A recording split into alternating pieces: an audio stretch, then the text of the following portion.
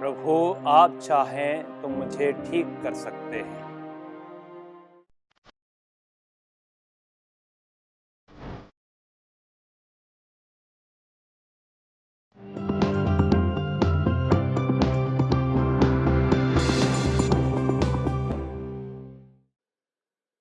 आत्मदर्शन TV के सभी दर्शक भाई बहनों को मेरा प्यार भरा जय यीशु।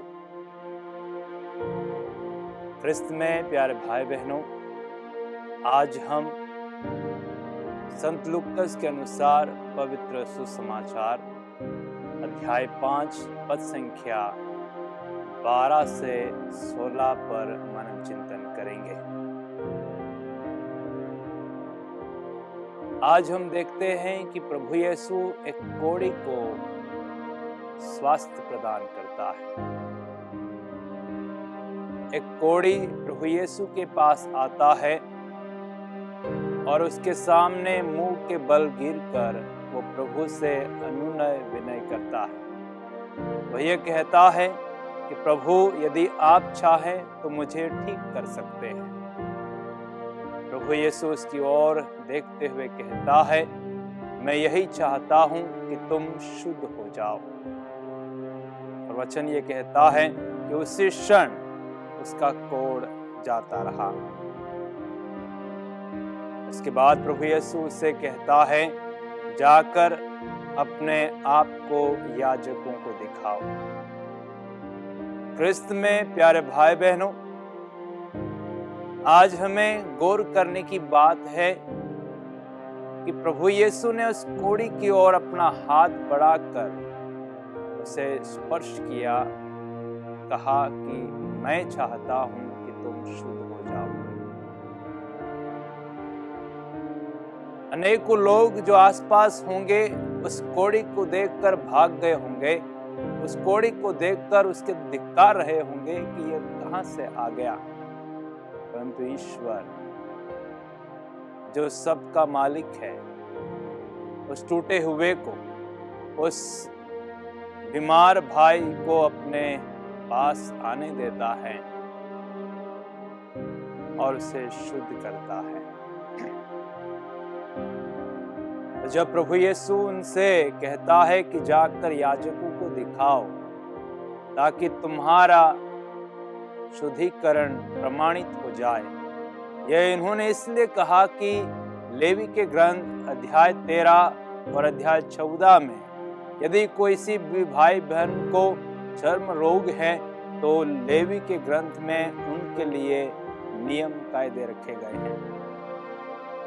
लेवी ग्रंथ अध्याय 13 हमसे ये बतलाता है कि यदि किसी के शरीर में चर्म रोग आ गया हो तो वह याजक को दिखाए, जिससे वे उसे प्रमाणित करें।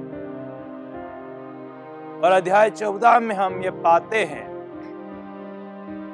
कि यदि किसी का स्वास्थ्य लाभ हो जाता है या किसी का चर्म रोग खत्म हो जाता है तो पुरोहित उसका निरीक्षण करते हैं और 7 दिन तक उसे उनकी निगरानी में रखा जाता है।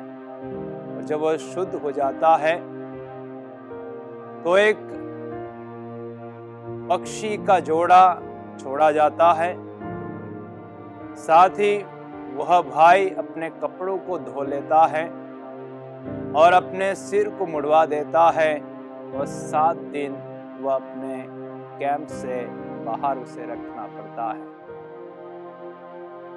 ख्रिस्त में प्यारे भाई बहनों, आज जब हम प्रभु यीशु के द्वारा उस भाई को शुद्धिकरण करते हुए देखते हैं तो क्या हम जिस प्रकार से प्रभु यीशु उस कोढ़ी का स्पर्श करता है, हम अपने बीमार भाई बहनों के पास जाते हैं या हम अपने बीमार भाई बहनों को, बीमार माता पिता, बीमार अपने लोगों को क्या हम नकारते हैं, उनसे दूर भागते हैं या फिर उनके साथ बैठकर उनके दुख और दर्द को समझते हैं, उनके दुख दर्द को बांटते हैं।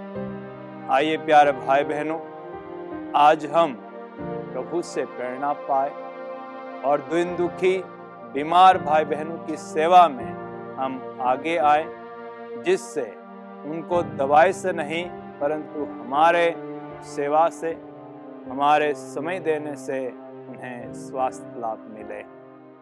आमीन।